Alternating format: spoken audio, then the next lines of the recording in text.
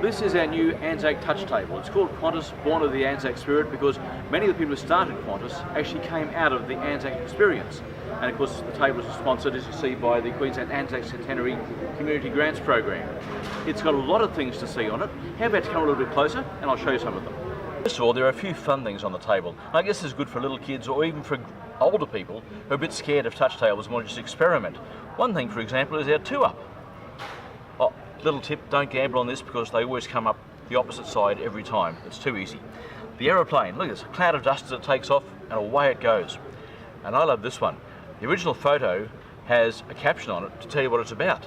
But if we tap on the pen, thunk, the caption comes back. Just like a mysterious, ghostly hand writing it. Amazing, isn't it? And down this end, if you look at the tobacco tin, there's a strange gap there, but if we tap on the gap, the young lady who should be in the photo comes up. The pipe. Now, we don't want to encourage people to be smoking, but this one doesn't smoke, it blows bubbles instead. And over here we have a couple of medals. Now, these are actually Paul McGuinness's medals that he was awarded.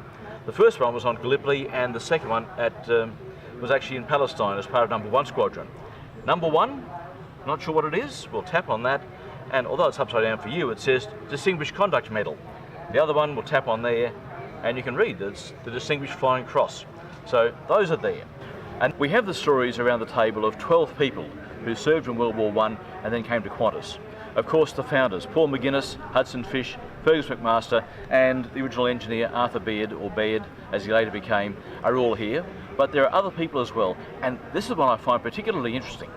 It's a bloke called Fred Haig. Have a look down here.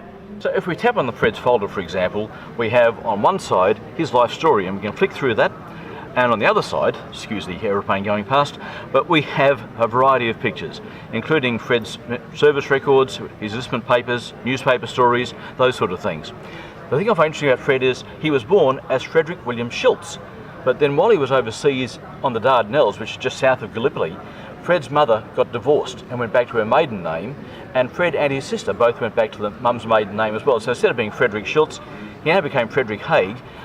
His enlistment papers lied about his actual birth date to get him back into the service again, and he trained as a pilot. And if you want to see Fred a little more clearer in an aeroplane, we can tap on the photo, we can bring it up like that, make it nice and large. If somebody's standing over beside us, we want to show them as well, say, hey, have a look at Fred. We can take the photo out of the picture, like that, bring him back, and we tap on the little X, and away goes Fred. So, wonderful story, and Fred came a pilot with Qantas in 1923 and then went on to be the vacuum oil representative and organised fuel depots for many of the record-breaking flights that went to and from Australia back in the 1930s.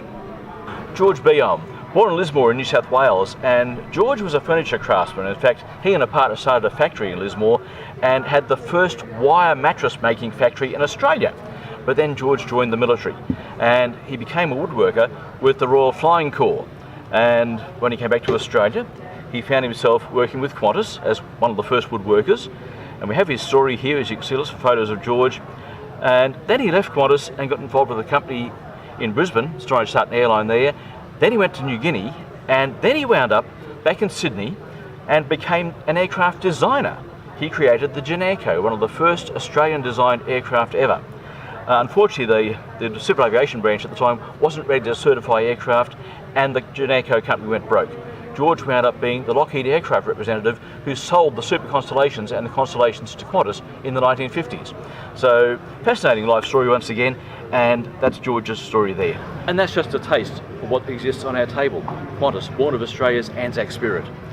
Lots more to see, lots more in the museum, of course. Please come and see us sometime. We're glad to show you around.